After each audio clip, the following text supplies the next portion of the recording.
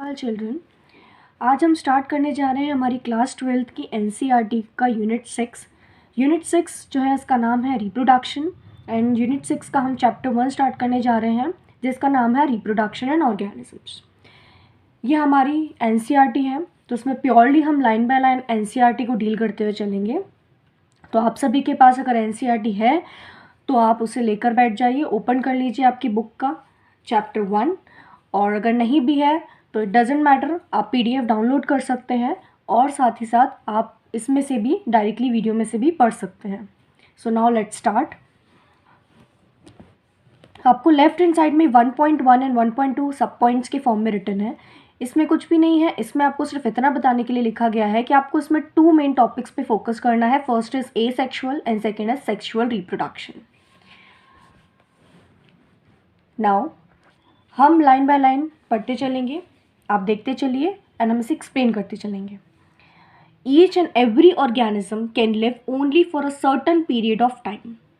यहाँ पर ये बताया गया है कि कोई भी ऑर्गेनिज्म हो, हर एक ऑर्गेनिज्म का मतलब होता है जीव, वो पर्टिकुलर पीरियड के लिए ही जिंदा रहता है, पर्टिकुलर टाइम पीरियड के लिए ही जिंदा रहता है। कुछ समय होता है जिसके अकॉर्डिंग वो जीता है, जितना टाइम पीरियड वो लेके आता है उतना ही टाइम पीरियड में उसकी डेथ भी होना है।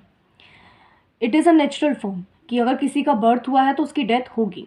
तो यहाँ पे यही बताया गया है कि हर एक ऑर्गेनिज्म जो होता है वो कुछ फिक्स पीरियड ऑफ टाइम के लिए सर्वाइव करता है। The period from birth to the natural death of an organism represents life its life span.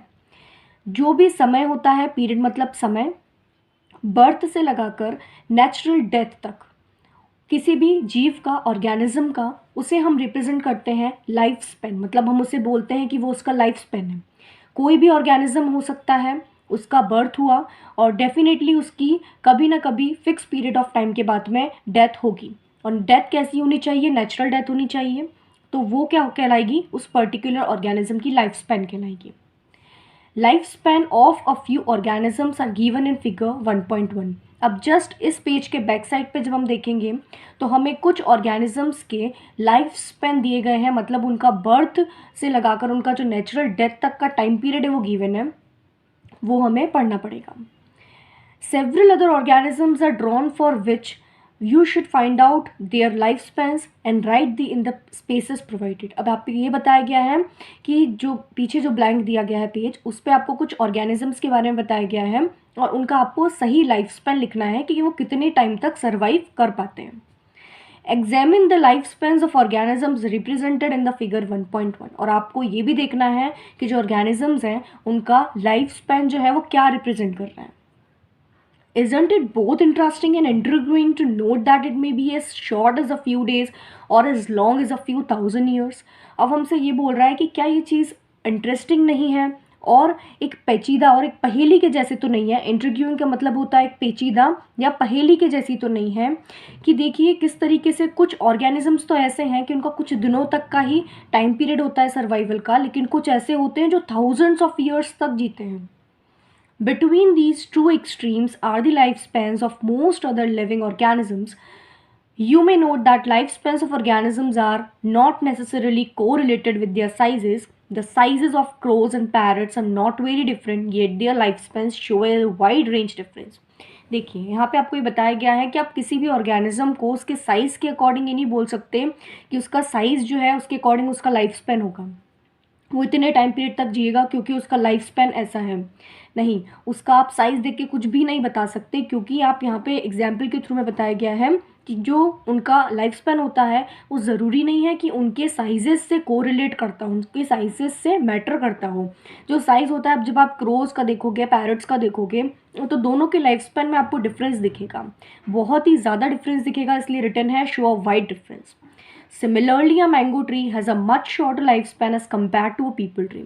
अब ये बोला जा रहा है कि अगर आप मैंगो मतलब आम के पेड़ को जब आप देखोगे तब उसका लाइफ स्पैन जो बर्थ से लगा के नेचुरल डेथ तक का जो टाइम पीरियड होता है वो बहुत छोटा होता है एज कम्पेयर टू अ पीपल के पेड़ के आप कंपैरिजन में करोगे तो। What ever be the life span कुछ भी हो, death of every individual organism is a certainty.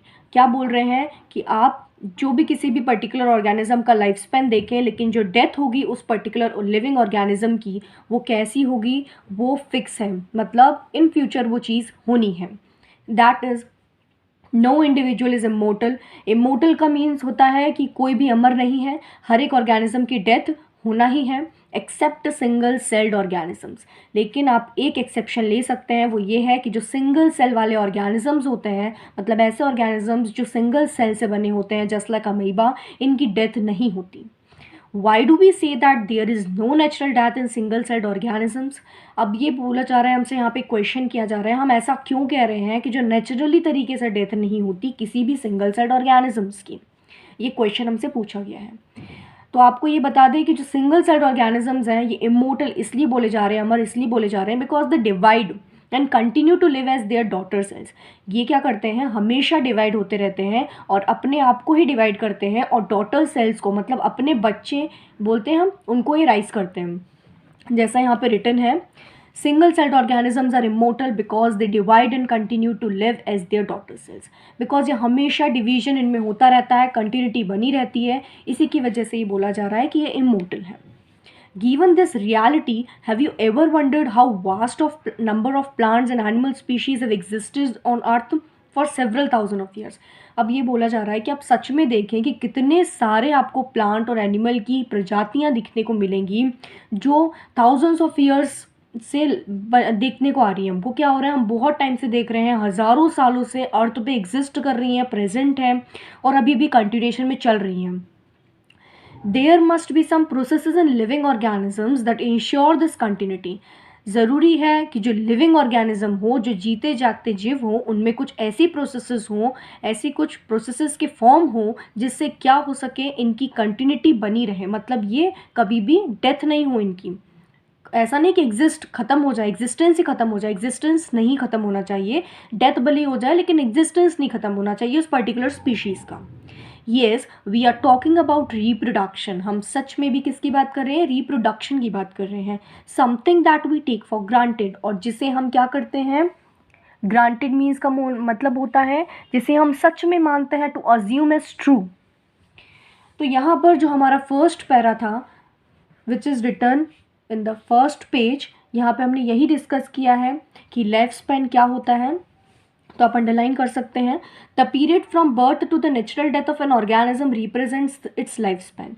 इसमें सिर्फ यही डेफिनेशन मोस्ट इंपॉर्टेंट है, और एक एक्सेप्शन और इम्पॉर्टेंट है हमारा यहाँ पे कि जो लाइफ स्पैन होता है हमारे सिंगल सेल्ड ऑर्गेनिजम्स का, वो एक एक्सेप्शन है कि ये इमोर्टल होते हैं, अमर होते हैं, because they continue to live as their daughter cells, they continue to divide.